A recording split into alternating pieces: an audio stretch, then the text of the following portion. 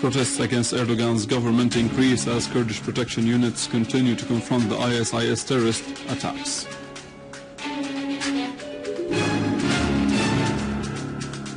Syria's representative at the UN says the regimes of Turkey and Saudi Arabia are directly involved in providing terrorist organizations with chemical weapons.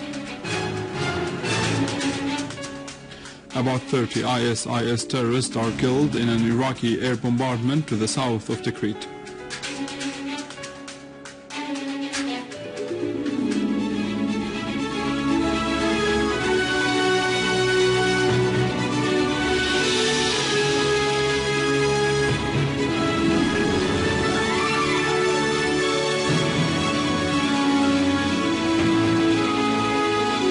Good afternoon, this is news in English from the Syrian television in Damascus.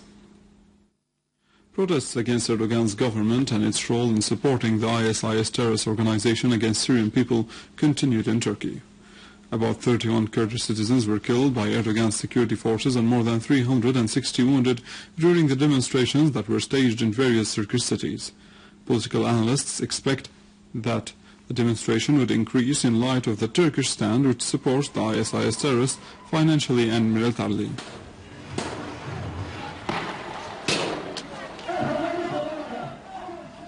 Syria's permanent representative to the United Nations, Dr. Al-Jaafari, reaffirmed Syria's support to the international orientation towards building an international community free of the use of threats of force.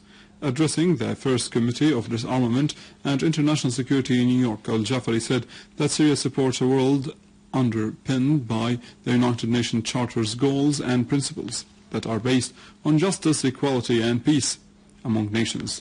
He said Syria's cooperation with the United Nations and the OPCW was the reason behind the unprecedented achievement in the history of OPCW. Al-Jaafari said that some countries continue to protect the barbaric and inhumane practices of the ISIS, Jabhat al-Nusra and other terrorist organizations, and they continue to arm these organizations with assorted weapons, including chemical weapons, which these organizations have used against the Syrian people and the Syrian Arab army more than once, stressing that the regimes of Turkey and Saudi Arabia are directly involved in providing these terrorist organizations with chemical agents used in these attacks. An ex-officer in the British intelligence affirmed that the United States and Britain intelligence have pushed certain Gulf states to finance and arm terrorist organizations, including the ISIS in Syria. More in the following. British officer Charles Shepard said that the U.S. and British intelligence were behind the dramatic events that stormed some states in the Middle East, such as Syria, Iraq and Libya. Meanwhile, a study recently published by the U.S. Brookings Institute proposed forming what is called the new Syrian army with an American doctrine.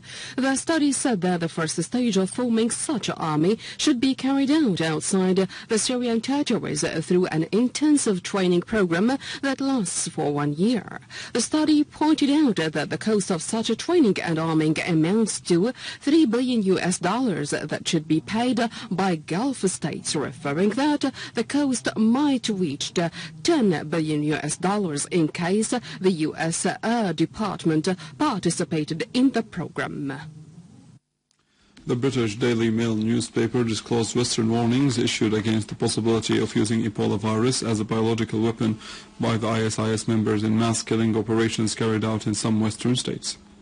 The paper quoted military experts as saying that it would not be difficult for ISIS members to spread the Ebola epidemic in Europe. Documents released by a Tunisian ISIS member disclosed facts about the intention of the terrorist organization to use epidemics as fatal weapons.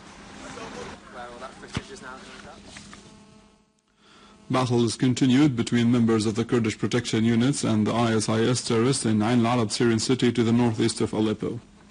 Sources in the city said that the terrorists sneaked into some neighborhoods to the north of the city, referring that the United States airstrikes did not stop them or hinder their advance. The ISIS terrorists are trying to enter the Syrian territories, capitalizing on the financial and military support they are receiving by the Erdogan's regime.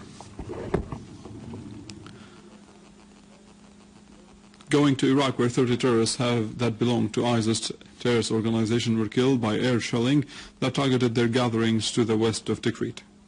Meanwhile, forces of the Operations Command confronted in Al-Ramadi governorate an attack by ISIS terrorists against Qasr al-Shamiyah to the north of the governorate, which led to the killing of 3 of them. A military source said that an Operations Command unit in Al-Anbar governorate supported by Al-Burshah tribe fighters confronted a wide-scale attack by ISIS in addition to foiling another attack against Heat Camp to the west of Al-Ramadi, which led to the burning of a tank and an armored vehicle that belongs to the terrorist organization.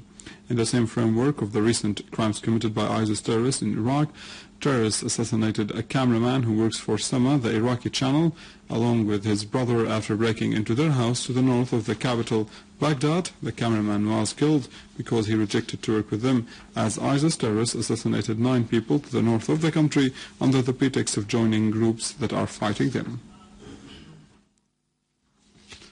With this, we come to the end of our news for today. Thank you for watching. For more details about Syria and the region, and to view this bulletin again, you can always visit our website in English, www.syriaonline.sy. Now the latest in business and market news with Nariman, but after a short break.